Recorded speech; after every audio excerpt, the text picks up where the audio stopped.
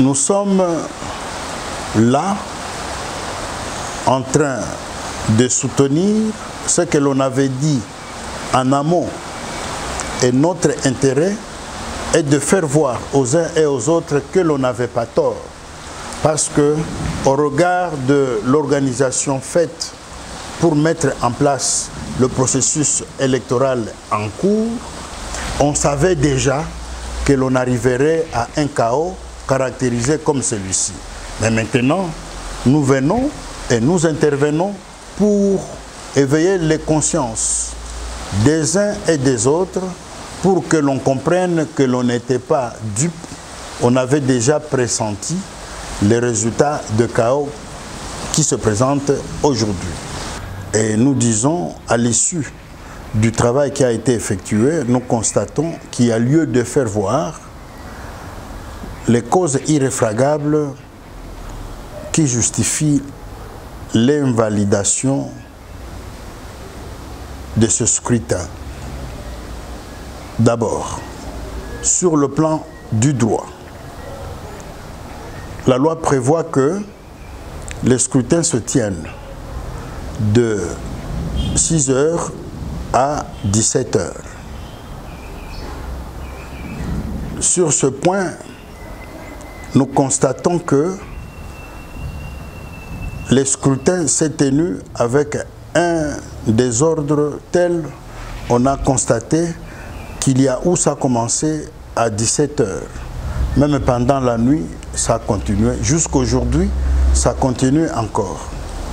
On se retrouve là, en face de la volonté d'un individu que l'on appelle M. Kadima, président de la CENI, qui décide de manière discrétionnaire à rendre élastique le délai, alors que ce pouvoir ne lui est pas reconnu par la loi, alors que la loi elle-même ne prévoyait pas que les élections se tiennent pendant la nuit.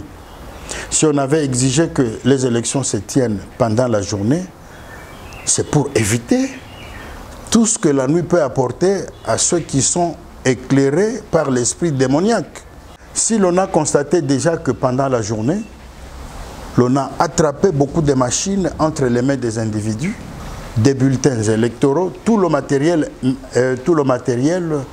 lié à l'activité qui était prévue pour l'expression du scrutin, à combien plus forte raison pendant la nuit où tout le monde n'est pas habile pour résister et assister au travail.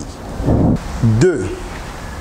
Il a été prononcé par la Cour constitutionnelle l'inopportunité de prolonger le délai au motif que le dispositif mis en place était suffisamment fiable pour que les élections se tiennent mordicus le jour du 20.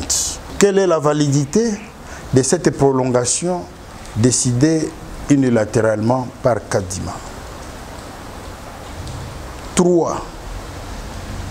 Sur le plan de la culture électorale, la culture démocratique, au regard de tout ce qui a été constaté comme tricherie, vol, détournement de matériel destiné à la gymnastique électorale d'hier, quand on va tenter de publier le résultat, ça va créer un chaos en termes de confiance.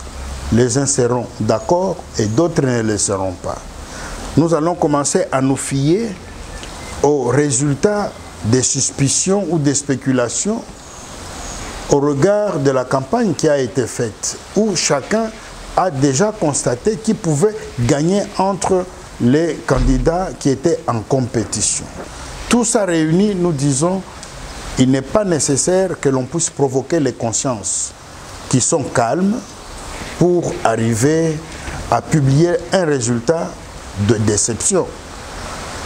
S'il arrivait par exemple que Tshisekedi, qui a gagné les élections, dans tous les 4 coins, tant à l'intérieur qu'à l'extérieur, les observateurs vont établir un lien de cause à effet entre cette victoire-là et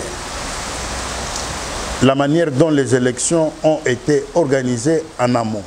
Pour vous dire, on cherchait déjà absolument à atteindre ce résultat-là. Et pourtant, il est tout à fait possible qu'il puisse passer normalement. Mais malheureusement, à l'état actuel des choses, il y a une forte machination qui démontre l'acharnement fait en sa faveur pour que ce soit lui qui passe, rien à faire, rien d'autre dans ce monde. Donc vous comprenez, c'est ça la difficulté. C'est pourquoi nous disons, pour mettre fin à une crise quelconque, pour anticiper et mettre fin à toutes les supputations controversées par ailleurs, il serait indiqué que l'on puisse déclarer nul le scrutin qui a été organisé hier et qui continue aujourd'hui.